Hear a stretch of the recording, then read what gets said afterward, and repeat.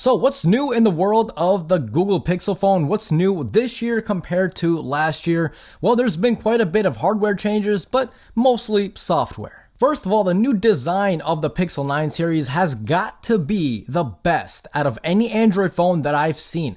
I used to really dislike the new camera bar, but it's really grown on me now that we've actually seen it in hand. Now, I do prefer the way the Pixel 9 Pro looks over the standard 9, but I think no matter which phone you decide to go for, it'll be amazing. Also, I must mention, if you are deciding on getting any of these new Pixel phones, Google and Best Buy have a partnership going on right now, and that'll get you incredible trade-in deals. I mean, you could potentially get the Pixel 9 Pro for free, plus Best Buy is giving you a $200 gift card on top of it. So if you think about it, you're kind of getting paid to buy these new Pixel phones. It's kind of insane, but if you guys want, I'll have an exclusive link for you guys down below. So the Pixel series has always had this one huge issue, this one huge problem that I, among many others, have encountered. So me personally, I've been reviewing every single Pixel from the Pixel 3a, and every single one of them has had this problem. And it looks like Google has fixed it. So I think Google is finally learning.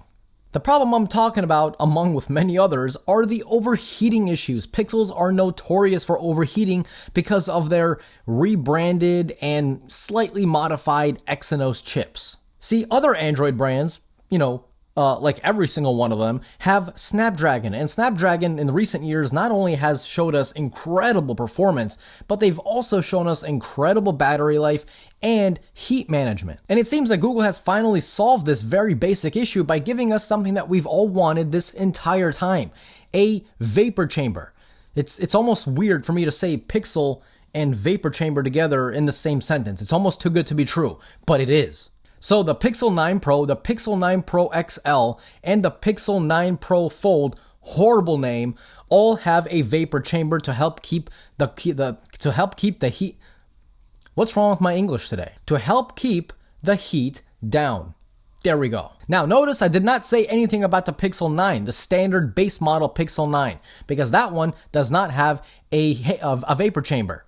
Don't know why. They're all using the same new chip, the Google Pixel Tensor G4. Yo, Google, you guys need to do some rebranding along with the names, because these are very confusing. So the Pixel G4, we'll see if that helps also with heat management. I'm not keeping my hopes up because after all, it's still a rebranded, slightly modified, slightly tweaked Exynos chips. And Exynos, well, let's just say that they were never known for their fantastic efficiency, which is why we've also seen the Pixel 8 and the Pixel 7 all, horrible battery life compared to their Snapdragon counterparts. So what else is new? Well, it seems that Google fixed another problem that many people have had. For me, I didn't really find this to be that big of an issue, but I know a lot of you guys did, because trust me, I do read your comments. And that, of course, is the fingerprint sensor. Older Pixel phones have had an optic sensor which relied on light to read your fingerprint. And now the new Pixel 9 series uses an ultrasonic fingerprint sensor which relies on sound to read your fingerprints. Kind of like how bats use echolocation to not fly into walls all the time. So technically you have a little bat inside your Pixel. Now, another change that I love, and honestly, more companies need to do this because, well, first of all, it just makes sense to do this, but also, hey, I love comfort, okay? So for the first time ever on Google Pixel, you have a Pro model and a Pro XL model. But guess what? The specs between the two are the exact same. You're getting the same camera, you're getting the same chip, same RAM, same storage, same everything. The only difference between the two Pro models is just the screen size. That's so good because I love smaller phones in general, but I love big phones because they were always the ones that have the best cameras, the best specs, the best screen brightness, so on and so forth. But now they are identical. So the screen brightness of 2000 nits and up to 3000 nits of peak on the 9 Pro XL is now also on the 9 Pro. That's fantastic. So if you guys were looking for a Pro phone, but you didn't really need that huge 6.8 inch display, you can now get the 9 Pro with the 6.3 inch display, which is much more manageable for one-handed use. And you'll have that peace of mind knowing that you have all the goodies from the larger brother. So in terms of AI, oh boy, I think Google just pretty much knocked every other company out of the park because what they're implementing is not some like AI gimmick. You know, there's a lot of AI gimmicks. Almost everything nowadays needs to have AI. Like I'm surprised we don't have AI refrigerators or AI charger blocks. You know, every company nowadays, AI. But what Google is doing is actually kind of improving your life with AI. And the feature that I cannot wait to try out is the new Add Me feature. So imagine this, you and your girlfriend or your boyfriend are out for a walk, you see a nice sunset, you want to take a group photo together, but no one's around to take the photo with you. So what do? Well, first you take a picture of your girlfriend or boyfriend, and then you just switch places. So then, you know, they take your phone and you stand where they were standing or like right next to them, and then Google's AI will magically stitch you guys together in the same photo. This is seriously impressive, and it's one of those like quality of life improvements because instead of having two group photos, because obviously one person is missing from each photo because they're the ones taking the photo, right? Instead of having that, you just have one group photo and everyone fits in, even though it's AI and it's not real, but hey, it's still impressive.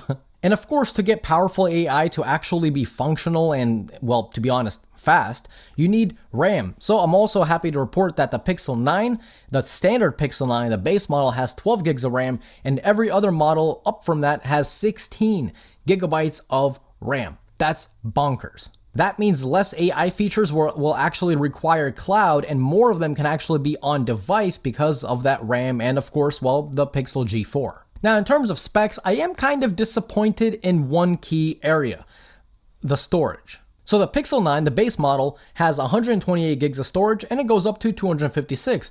That's pretty normal. But the Pixel 9 Pro, the Pixel 9 Pro XL, and the Pixel 9 Pro Fold, again, horrible name, they also start from 128. Now, both the Pro models go up to 1 terabyte, and the Pixel 9 Pro Fold goes up to 512 terabytes. Geez, gigabytes. That would be insane. Imagine 512 terabytes. Oh god, that's a lot. Now the thing I'm not really happy about is that both the Pro models and the more expensive like $1,800 Pixel Fold also start at 128. Look, I believe in 2024, if a phone costs, more than $1,000, it should be safe to say that it should be 256 gigs of base storage, right? Unfortunately, that's not the case. I mean, even if the rumors are true, which they seem to be, even the iPhone 16 Pro is starting with 256 gigs of storage this year, actually next month. So, I don't know. I don't know how I feel about that, even the what's this phone called? Hey, what's it called? The Z Fold 6, there we go.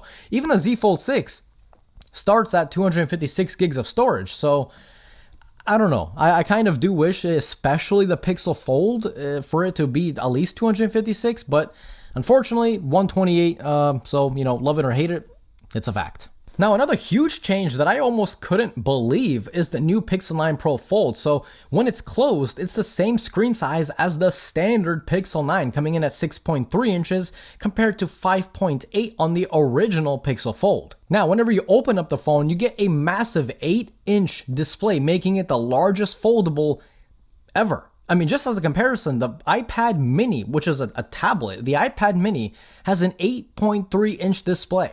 So the Pixel 9 Pro Fold is pretty much like a legitimate tablet whenever you open it. That's kind of insane if you really think about it. Even more insane, with the Pixel 9 Pro Fold open, it is 5.1 millimeters. Guys, that's insane. For example, the 13-inch iPad Pro M4 is 5.1 millimeters. And to make it even crazier, the Z Fold 6, why am I having such a hard time remembering that name? The Z Fold 6, look how thin it is. Objectively, it's a pretty thin phone, right? But it's 5.8 millimeters. No, I'm sorry, it's 5.6. I lied. So this is 5.6 millimeters, and as you guys can tell, it's pretty thin. Now imagine 5.1 millimeters. What?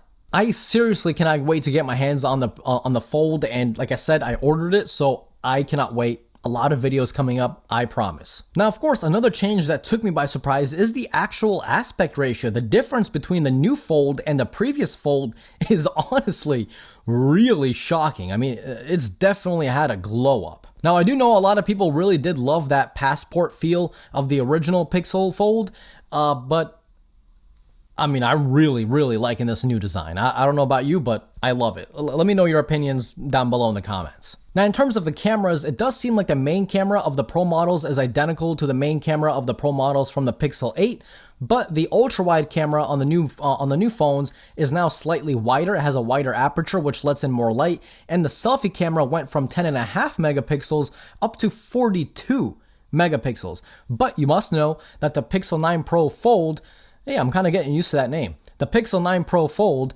has a 10 megapixel selfie camera. I don't know. I don't really like talking about camera specs when it comes to phones because none of them even really matter all that much because with AI and processing done with the new chips, it's almost, the software is actually more important than the hardware most of the time. So like I said, I did buy every single model, and instead of just talking about the camera specs, I really want to give you guys a video and actually show them side by side to give you guys a more accurate kind of representation instead of just saying, oh, megapixels, those don't mean anything. So far, personally, I do love the new Pixel phones. I think the design's fantastic. I think the cameras are going to be absolutely killer. I think the new AI features are going to be very helpful in day-to-day life, and like I said, I just cannot wait. What do you guys think about the new Pixel series? Let me know your comments down below, and if you guys did enjoy today's video, definitely click that like button. It's absolutely free to you, but it helps me and the channel out a lot, and I always truly appreciate it. And if you're new here and you want to see more Pixel content, definitely hit that subscribe. And as always, this was Mark from Mark's Tech. Adios.